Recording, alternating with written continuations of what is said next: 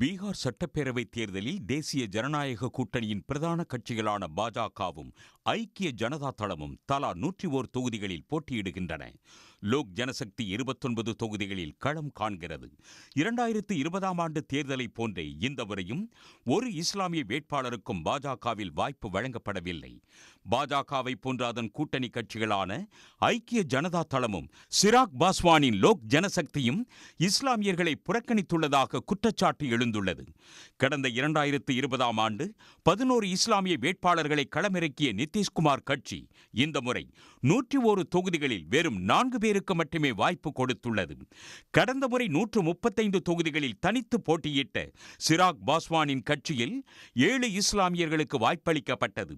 தற்போது ஒரே ஒரு இஸ்லாமியருக்கு மட்டும் வாய்ப்பு தரப்பட்டுள்ளது.